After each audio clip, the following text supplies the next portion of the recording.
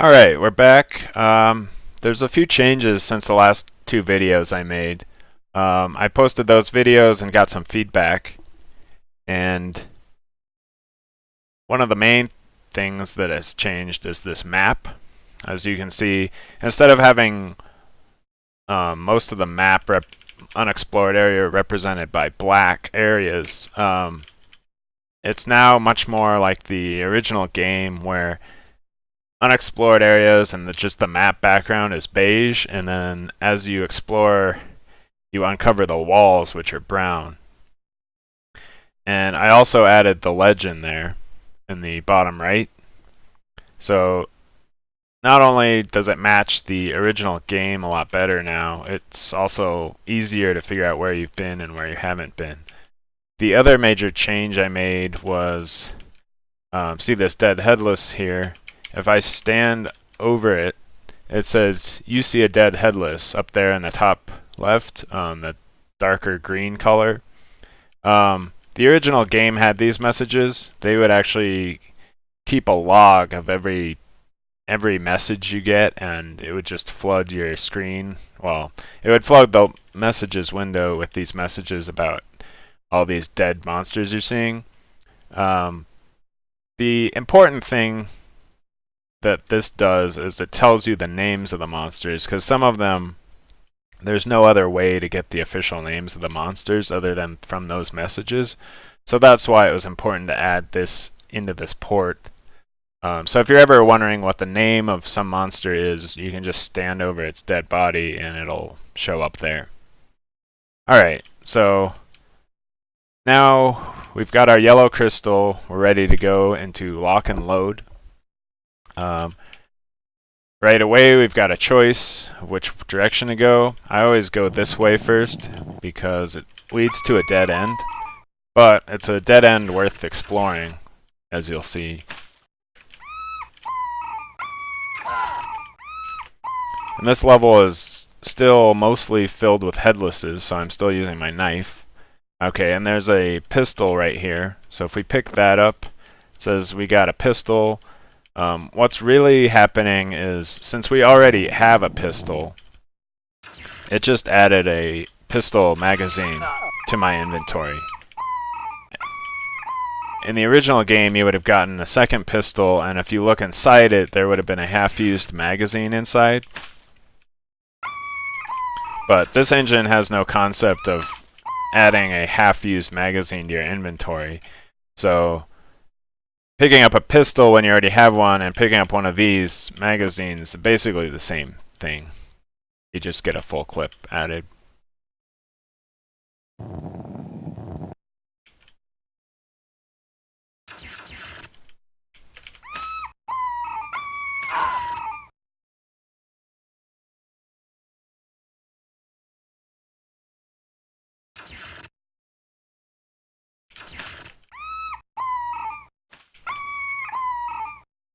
Alright, so we're coming up on this emerald here.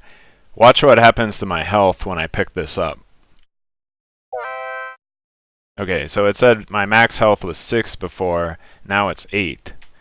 That's one of the RPG elements of this game, is as you collect treasure, your character becomes more powerful, has more health. So see, we have 4 out of 41 points now. Every 4 points you earn, your health goes up by 2, your maximum health. So you can take more and more damage as the game goes on.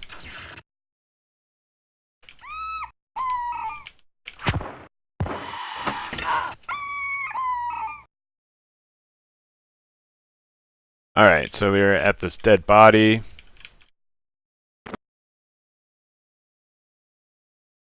So we can talk to him. We've got a yellow crystal ready, and we hit our secondary fire button.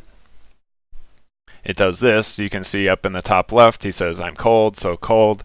So we can talk to him by opening up the console with the / key, and see it pops up this thing. You can start typing into it. And to ask him a question, you type dot and then the question. So name is always a good thing to ask, except this guy doesn't remember. You can ask him about his death.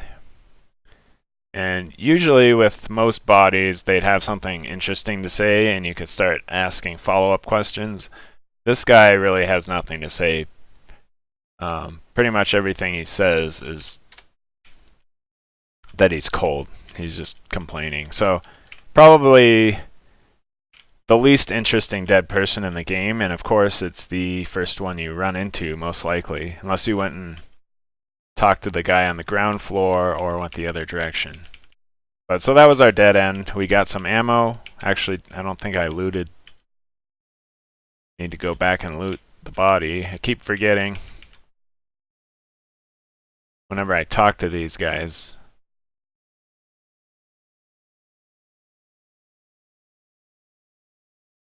Okay, so yeah, make sure you get the ammo. And the emerald was the other important thing to get to earn that point. So now we can go back to the beginning of this level and go the other direction. And like I said before, we're still using our knife on this level for the most part, since it's mostly headlesses. I think Bungie was trolling with the level names. Never Stop Firing and Lock and Load for 2 levels that you really shouldn't be using your gun. I don't know what they were trying to accomplish there. If you did take those level names seriously and were using your gun, you'd find out way too late that you have no ammo. And you'd have to start all over. So, I don't know. They were actively trying to annoy you, I think.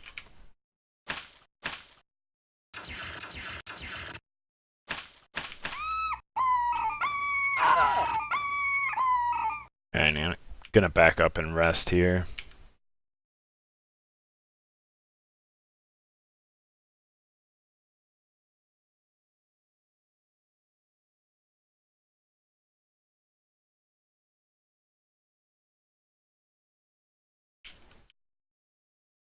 I don't think there's any ammo here. They like to hide ammo behind those green things on the ground.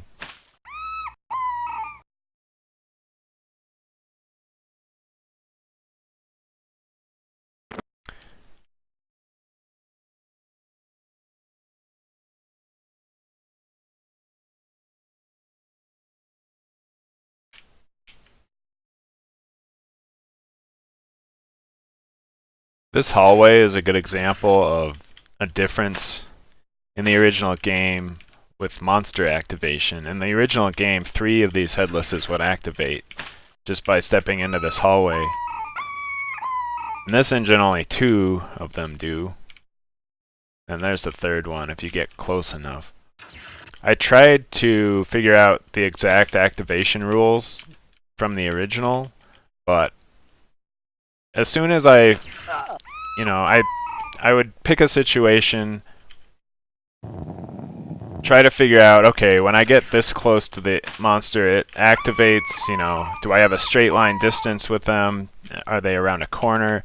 And as soon as I would build up a set of rules that worked for that situation, I would try to apply it to a different situation, and it just didn't work. Like, I just couldn't nail down what the rules actually were. So what I ended up with is kind of an average of what I found. Tried to just do my best. So it's not exact, but I think it gets the job done for the most part.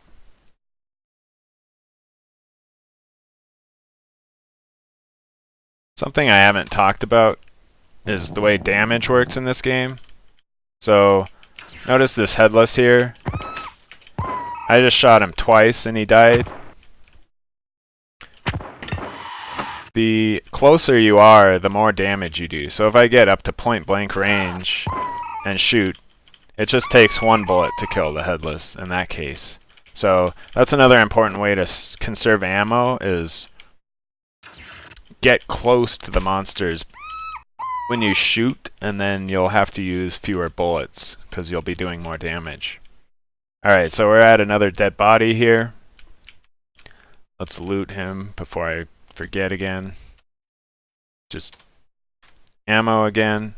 So if we talk to this guy, okay, he's actually saying something rather than just complaining about how cold he is. So, you know, he says the word foreigner, so you can probably ask him about that. So that's kind of how chat works in this game with the dead bodies, is they'll mention something and you can ask, you know, that's how you figure out what keywords to ask. So he's saying Germany. So sometimes he'll just respond with what he already was saying. So we can ask his name, how he died. So he mentioned some other people there. I'm not going to ask about everyone, but let's ask about Hans. And he says Hans was carrying a bunch of ammunition. So that might be important later.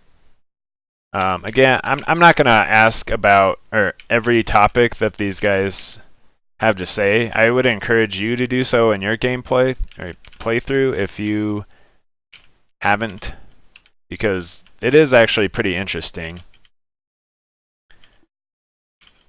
There's a lot of backstory in this game, but that's not the point of this video or these videos. Is I'm not really going into depth about the plot exactly.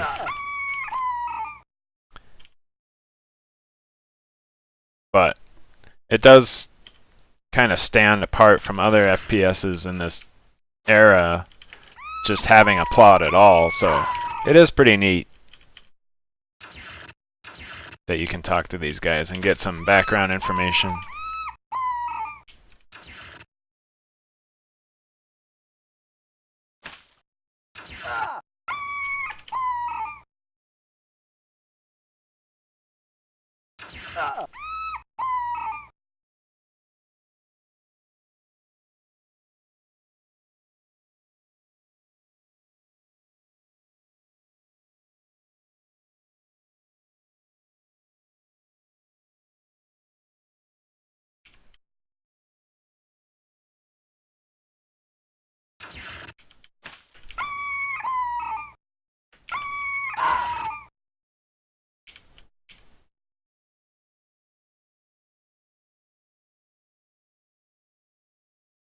Alright, so here's a door that starts open. A lot of times that means it's going to close behind you, so I don't want to get ambushed. I'm going to try to draw out monsters before I just rush in there.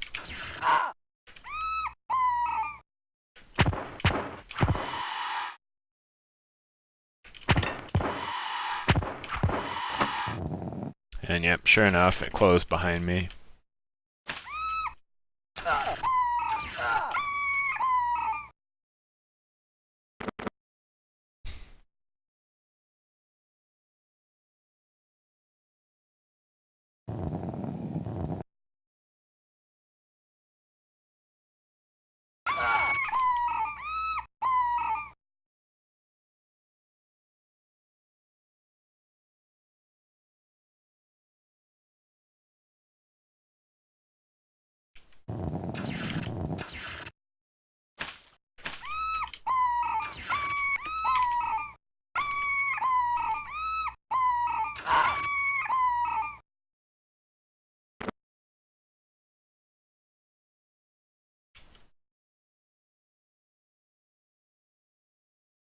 Alright, so I think we're about done with this level now.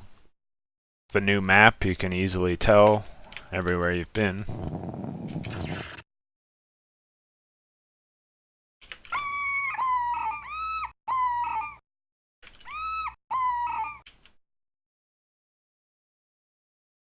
And here's an example of pistol hiding, or I mean a magazine hiding behind one of these green things.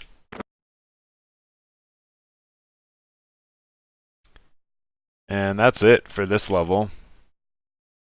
So in the next video, we'll go to the next level. Alright, thanks for watching.